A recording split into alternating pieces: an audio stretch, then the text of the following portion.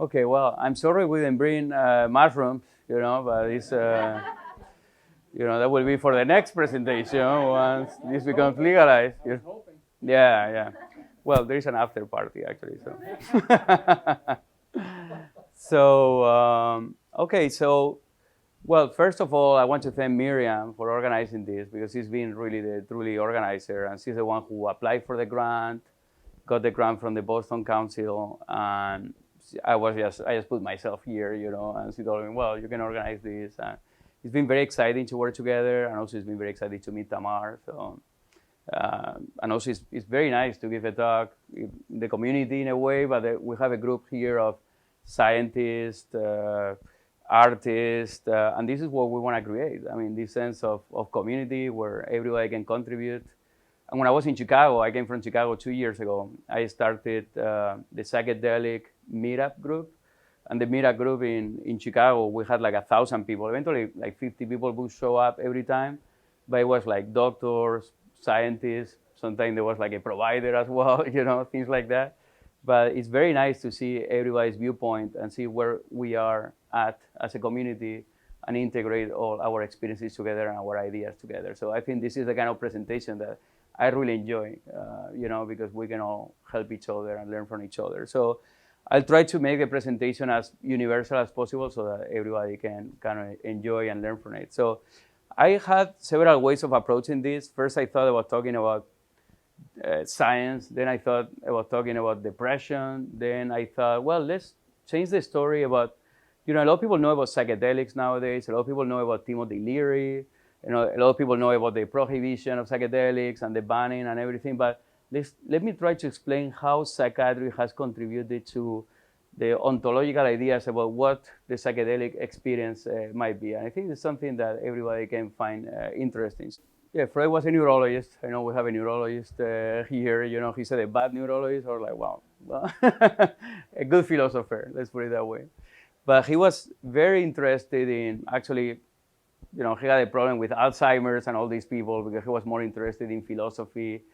And he was interested in the theories of the unconscious mind. So he's a person who brought to medicine, at least, the idea of the unconscious mind. And in psychedelics, this is very important because we feel in the trip, like in the dreams. For Freud, it was going in the dreams. But we feel that when we're having a psychedelic experience, we have access to new insights that were in our unconscious mind. So he divided the mind in also as some drives that we could have that could play a role in our behavior. So there was the superego, which is the society's values that we have learned from our parents and from society.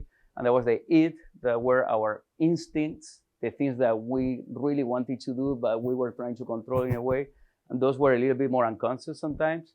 And then the ego, which is the self. In psychedelics, we talk about the disintegration of the self sometimes. So the ego, or this illusion of the ego, is the energy or the drive that is modulating those two, and that in a way, displays the behavior, how we behave in society and how we think in the mind who we truly are. So these ideas are very important for the psychedelic psychotherapy, as we will talk today. So for Freud, how did you access the unconscious drive? So he had this psychoanalytic theory, which is analysis of the psyche through whatever comes to your mind, So you relax on the couch and, let's try to access the unconscious, but, whatever comes to your mind, just mention, because it might come from the unconscious, and we can do like a free association of these ideas and interpret these ideas, and that's the whole concept of psychoanalysis. That's how psychoanalysis was born.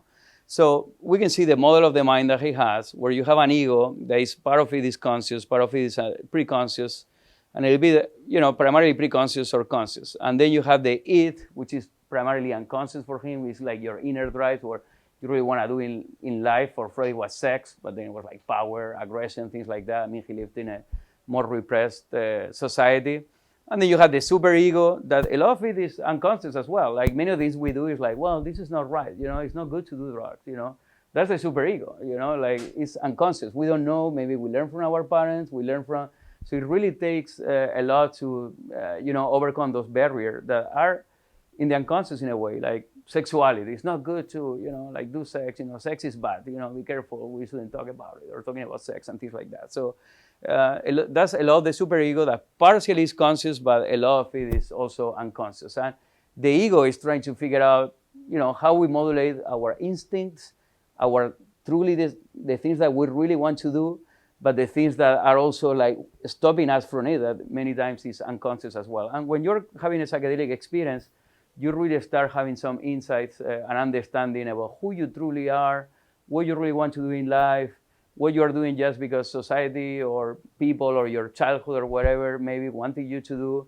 So that's how you start learning about yourself, through the psychedelic experience. So we can go through the next. So both Sigmund Freud and Carl Jung, Carl Jung was the first disciple, but both of them thought we can access unconscious mind through dreams. So for them, the main thing was, let's interpret the dreams. So Freud used to interpret the dreams, but Jung took it at a higher level, and they disagreed. Eventually, they split. But he said we can actually use our imagination to build on the dream and really understand what's going on with us, how we can understand ourselves, and have a connection to our true self, the person who we truly are. But he came out with an interesting idea that is very important for transpersonal psychology, psychedelic psychotherapy, which is the collective unconscious. And the collective unconscious are like the archetypes, like eternal love, the mother and the child, the warrior, the physician, the healer. All these archetypes for Carl Jung existed before we were born. They existed, and they formed part of our mind later on, but they existed a long time before that, even before Homo sapiens existed or evolved from, Homo heidelbergensis or whatever, like they were there. And they come from the metaphysical world. They always existed, and they form part of our mind. So it comes before we are actually born, and they, become a part of our mind. And this is the what he called the archetypes, which there are many archetypes, but these archetypes is something that in the psychedelic experience and in psychedelic psychotherapy, we think a lot about that. Like I saw a snake. Okay, that's an archetype. What's the meaning of the snake? I saw an owl. That's the archetype of the owl. Oh, I saw myself as a physician. That's the archetype. And this a little bit related to Plato, as Plato, like the world of ideas. Like these ideas form part of the metaphysical world, and they form part of this physical, ontic, real world. So it's a little bit related to that. And also it's a little bit related to quantum physics. Like when people think of quantum physics, some of the first quantum physicists were very interested in Jungian theory and transpersonal psychology theory as well. And then he's a person who, in a world of philosophical rationality, like we had Nietzsche, we have Schopenhauer, we have everybody was an atheist. Even Freud was an atheist. But he said, let's break the big self. The big self is the one we are trying to connect to. It's like the most important one. It's the transcendental self. It's God for some people. It's the divine. It's where we're connected to everything. When we are all connected through the big self, that also forms part of ourselves. So with psychotherapy, we will heal if we are able to connect with the big self. Then he has the ego, which is the self, which is the person that we consciously or unconsciously are trying to figure out. But beyond that, there is the big self, in capital letter, the big self that is God, the divine, the transcendental experience. This is very important because in psychedelic psychotherapy, that's what we feel sometimes. We feel like we are all connected, that we are a part of the same, that I'm not an individual. There is the dissolution of the self, the dissolution of the individual, and the connection with this big self in which we are the same. Like we shouldn't be doing wars, we shouldn't be fighting, we should be just loving each other and cooperating with each other. So this can happen with the psychedelic experience as well. He said that in therapy it was very important to acknowledge your persona, which is how you portray yourself in society. That's more related to the ego, the conscious ego, in a way, how you say, well, I'm a good guy, I'm nice. I did that because I wanted to help, it just didn't come out right. I cheated on my girlfriend, but, it was so difficult that I had to do it, but I'm a good guy. But the shadow is actually more unconscious. It's more in the unconscious. It's who you truly are.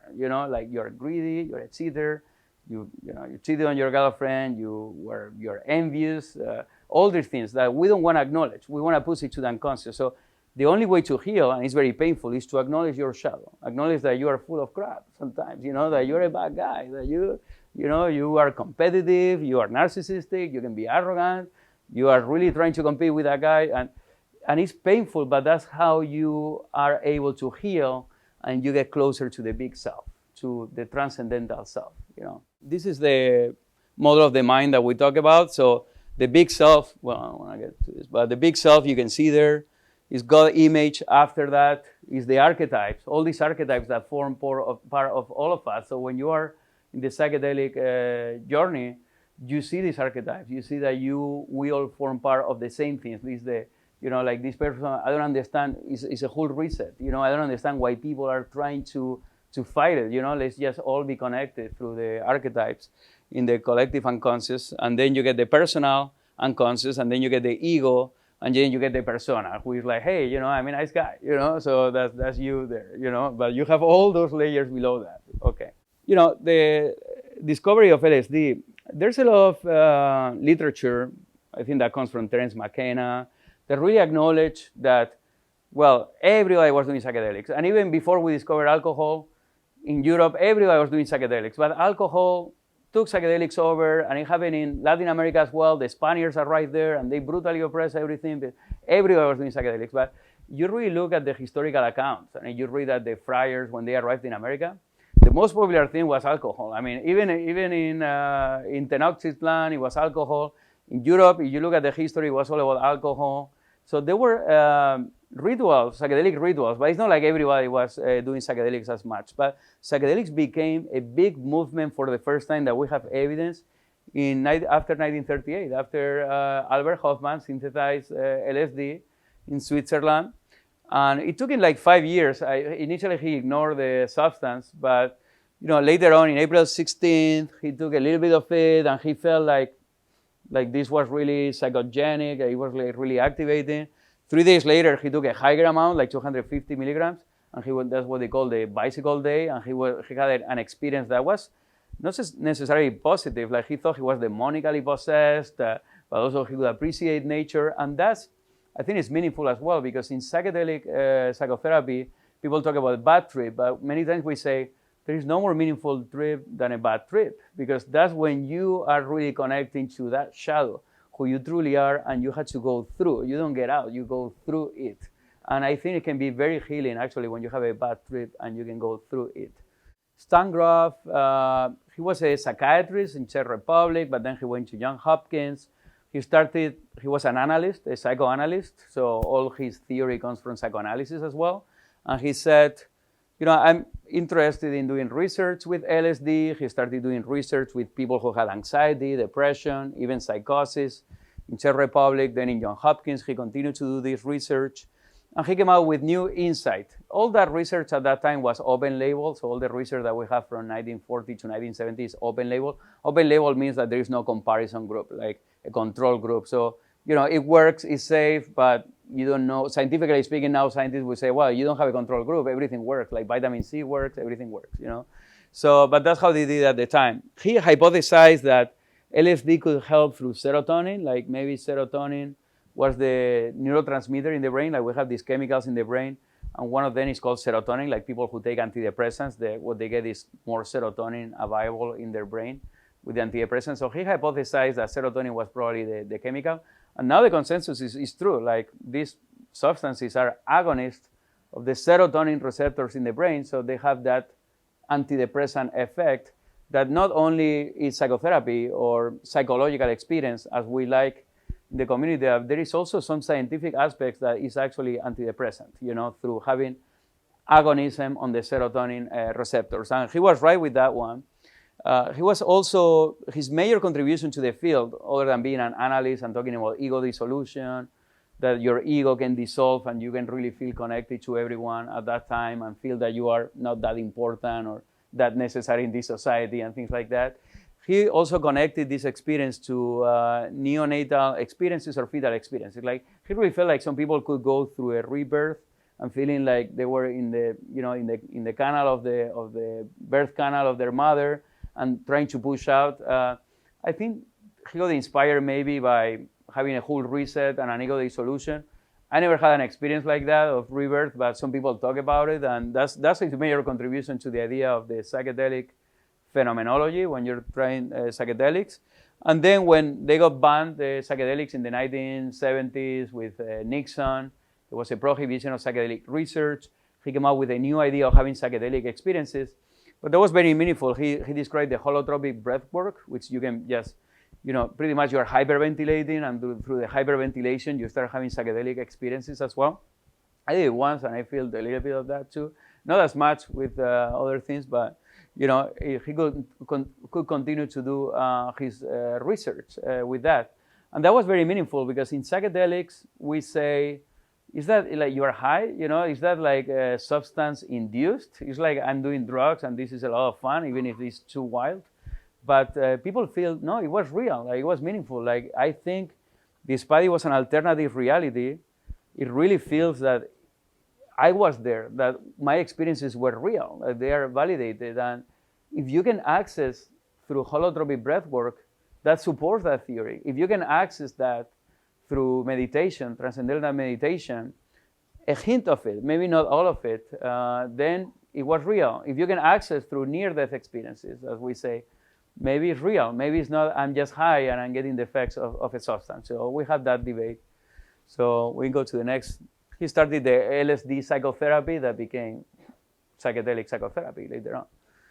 So this is his model of the mind. He said, well, we have the transpersonal, which is beyond the real. That's the metaphysical. It's beyond our ego, beyond time, beyond space. In a way, that's connected to the archetypes because Stan Grof likes to talk about the snake or the jaguar and things like that, and what is the archetype of that. Then you have the perinatal, which is memories that you cannot have access. Even with psychoanalysis, you won't be able to access fetal memories or neonatal memories. Even if you do hypnosis, like in the movies, you cannot access fetal memories. I mean, so far, there is no evidence that anybody will be able to access fetal memories. For him, you will be able to access fetal memories or neonatal memories with the psychedelic experience of rebirth. That's how he connected it. Then you have the psychoanalysis, which is accessing unconscious memories, conscious memories, your ego, trying to integrate the ego. And then you have the philosophical, abstract, aesthetic, artistic ideas, which is your thoughts, our perceptions, how you contribute to it. So that's it's called the cartographic model of the mind, and that's his ontology. Okay, so I want to talk a little bit about art because this is an art exhibit. And I would like to say the art has been always going in parallel since the beginning of 20th century, end of the 19th century, but particularly 20th century and 21st century. Psychiatry and art are connected. At least psychotherapy and psychoanalytic theory are pretty much connected. That's why when you say you're a psychiatrist in an art exhibit, you fit. If you say you're a cardiologist in an art exhibit, people are like, maybe you can buy me a painting, but you say you're a psychiatrist, people are like, yeah, okay, maybe I can talk to you. So it kind of works, I cannot buy the painting, but I can talk to you. So we have Salvador Dali, for example. So psychoanalysis started really making an impact in the arts, especially in France with André Breton. He made like a statement for poetry. So it really started having psychoanalytic poetry where the form of the poem actually would be unconscious as well. And then later on they said, well, let's try to, it really impacted the canvas, the painting. So one of the first people who really got very interested in psychoanalysis was Freud. Dali. He was very interested in psychoanalysis. I don't know if he ever met Freud, but he was interested in the whole movement. And it really impacted the arts. And he painted the unconscious, but he painted the unconscious consciously. So that's because this is a very conscious design, but he was trying to reflect the unconscious. He was trying to reflect his dreams, like Freud would say. So the unconscious are the drawers. So this person, you have the drawers, and all the paintings are psychoanalytic about dreams, but these are the drawers that you can open and have access to the unconscious. And people criticize him because the whole idea of the psychoanalytic method in art was to methodologically be unconscious. Like you had to do unconscious painting. And we were like, man, you're doing conscious painting. This is not unconscious painting. And he said, well, he was a little arrogant, but he said, I have my own method. That is the paranoid critic method. And the paranoid critic method is my method, and he became aesthetically very successful. At least as in sales, he did a very good job. Joan Miró, he is the one that is regarded as the main psychoanalyst, psychoanalytic, the one who really used the psychoanalytic method for painting, because he was really painting unconsciously. So this is the sun, and you ask Joan Miró, what does it mean? He would say, I don't know, I was in my unconscious, so when I was trying to paint this. So it's a little tricky because it's impossible to paint unconsciously. I don't know if any of you guys paint unconsciously, but I don't see a lot of unconscious, full unconscious, They're unconscious. Conscious interpretation of the unconscious tends to work better. And I think this is a little bit of a conscious interpretation of the unconscious too. But he was trying, he got closer to that. And then you have Jackson Pollock is the one who really ended in a way, well, then he became with Duchamp, the conceptual art. That was very psychoanalytic as well, but he got out of the canvas in a way, because what you have with Jackson Pollock is like action painting with drip. So he was trying to paint in an unconscious state as well. So he was really inspired by Dalí and Miró as well. But he said, I'm gonna take it to a higher level. Like, I'm not only gonna paint unconscious, I'm gonna drop the paint unconsciously. He called it automata state. So in this automata state, he was dropping the paint unconscious. A lot of people challenge that. I was like, man, I'm gonna drop unconscious and then I'm gonna drop conscious. I don't see any difference. But that was what he, proposed. And also, he was a lover of Peggy Guggenheim, and that helped as well, to get his exhibits out there, because we know how these things work.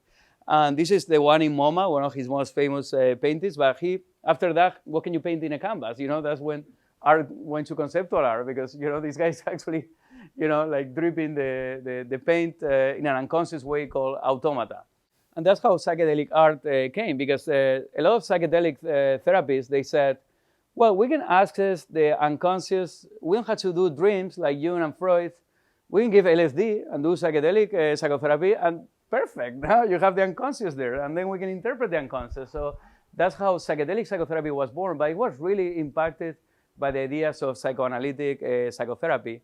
And then you had the whole movement of psychedelic art, psychedelic rock, and especially psychedelic rock is where the artists started paying attention to of the experiences with psychedelics. So you had the Grateful Dead, you have like Jefferson Airplane, and many artists go to San Francisco where they were doing electric cool acid parties, and people were doing free LSD there with, Oswald Company. This is the time of, Ken Kesey, Someone Flew Over a Cuckoo's Nest and everything. And some artists start getting inspired by the psychedelic experiences on LSD and impacted the art that was in a way psychoanalytic as well, because it was representing the unconscious. This can be, this is a little bit conscious, but it could be an ego dissolution, etc. This is Victor Moscoso. He was from Valencia in Spain, and he went to Yale University and got a bachelor's in arts at Yale University. And he became the first psychedelic artist in the 60s with an education in fine arts. And he painted, this is for Big Brother and the Holding Company. You can obviously see that the aesthetic was really inspired by the experiences of psychedelics with kaleidoscopic images. And you can see Jimi Hendrix poster, the one with the, axis ball, that he's a Vishnu with the Easter meditation. This is the time that, Timothy Leary was around, Ram Dass here in Boston. They were the Beatles. The first one was George Harrison. They were going to India to reconnect with the transcendental meditation, because I think in the 19th and 20th century, we forgot the Easter meditation through the mystical, because we had the mystics in Catholicism, and Christianity I don't know so much, but Catholicism, you had the mystics. And Carl Jung would have said, well, just go to the mystics, because those are your roots. But because in the 19th and 20th century, with nationalism and politics, people got disconnected from mystical experiences. A lot of people started going to India, where there were still mystics, and bringing the mystics back here. This is my hypothesis, but that's how Ram Dass and Easter meditation came back to the Western world. Other example, we have a Tina's sculpture that is similar to this, and you have the refractory kaleidoscopic images, and Pink Floyd used hypnosis that were inspired by psychedelic art, and this is the cover album of The Dark Side of the Moon, that is, the best album ever, Okay, so we're talking about depression and psychedelics. This is the theme. And can psychedelics treat depression? So we have used the serotonin, we have talked about the serotonin theory, we have talked that people feel better, we have talked about open label trials that happened between 1940 and 1970s, which is trials without comparison group. And people thought, well, it can help with neurosis, which was anxiety and depression at that time. It doesn't help with psychosis, which is hallucinations and stuff.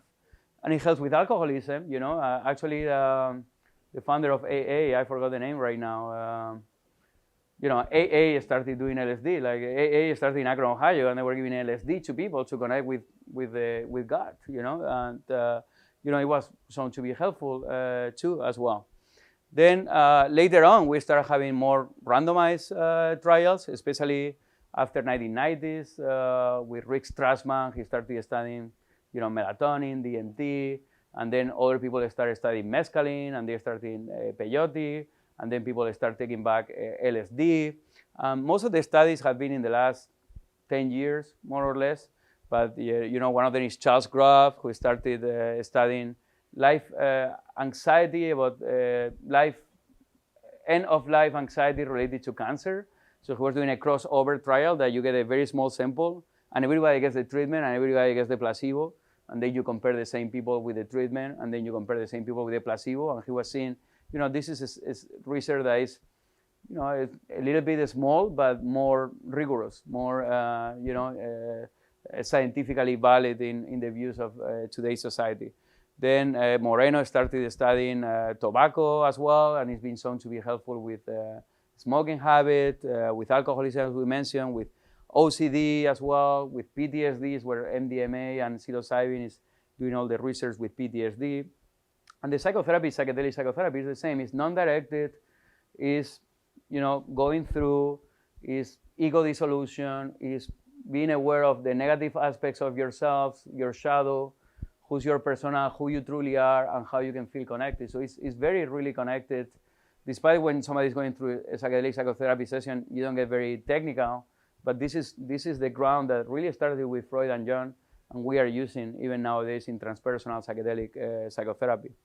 Kahar Harris is doing research with antidepressants versus psilocybin, and now it's found to be equally effective. And what they don't say in the New England Journal of Medicine article is more quality of life with psilocybin. So equally effective, but more quality of life. And isn't depression a lack of quality of life, you know? So, okay.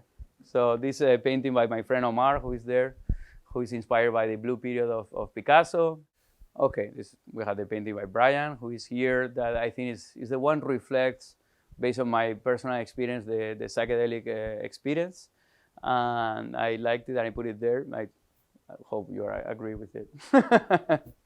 So we can see geometric shapes for the psychedelic experience. We see geometric shapes that we call synesthesia sometimes, which is the music, really, especially when you cover your eyes. It's usually recommended that you cover your eyes and you play the music with no lyrics, something like East Forest we're playing here. And then you can really see lights, but it's beautiful at the same time. You see all these geometric shapes that go with the light, and it's very calming. But the emotions go all over the place. You can feel love, empathy, you can feel euphoria. You can have mixed feelings, like negative feelings as well. You may feel that your ego is dissolving, that you can see the archetypes, you can see that you are connected to everything.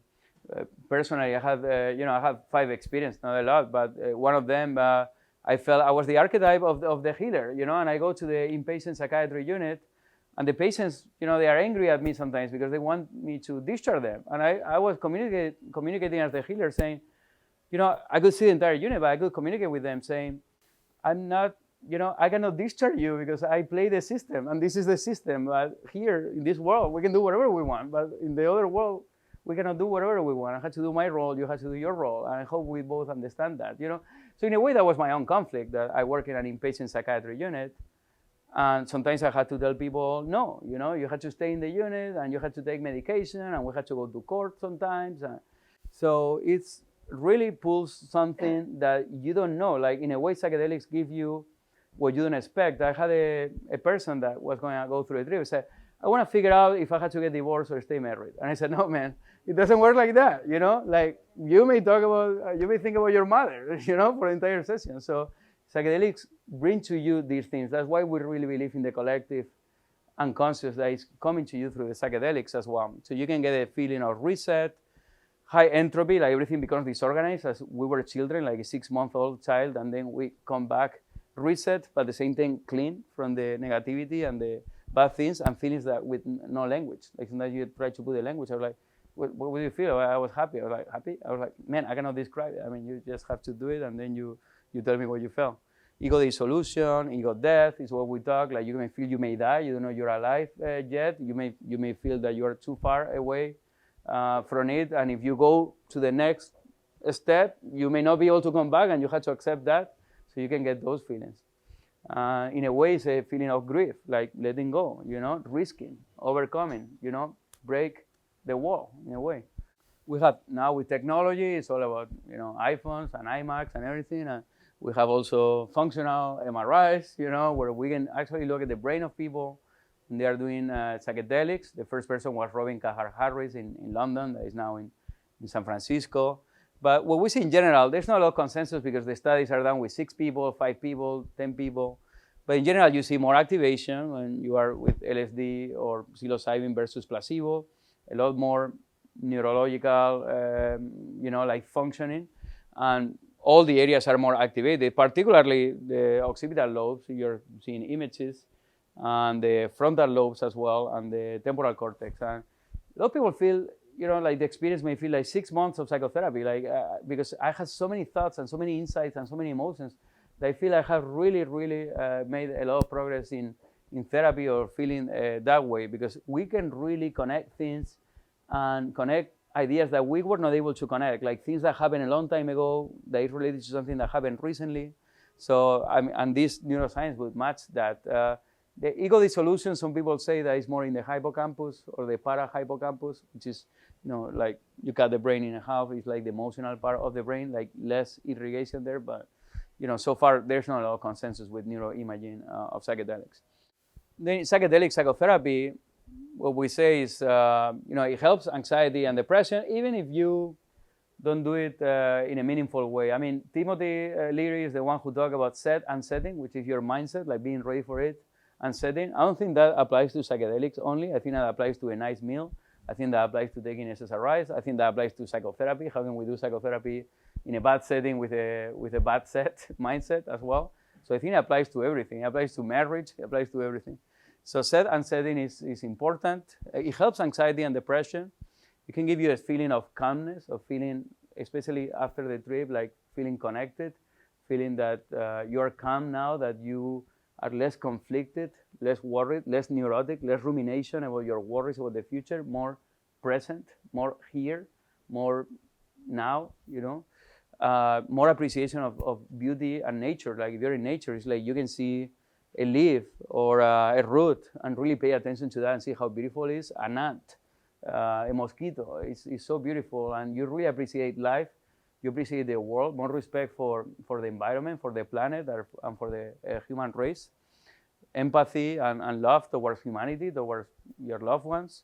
A feeling of reset, a feeling of appreciation of what's really important in life. Maybe what is really important is to be connected, to be here. That's why, in a way, many of us are here, because we want to be connected, rather than my own ambitions, my personal projects, being recognized by society. Maybe you don't want to be as recognized by society. Maybe you want to be more here and connected with everyone and stand out less.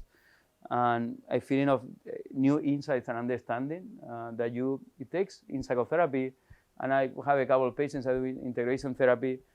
You continue to revisit these trips. And personally, I continue to revisit these experiences, because every experience has been completely different from another.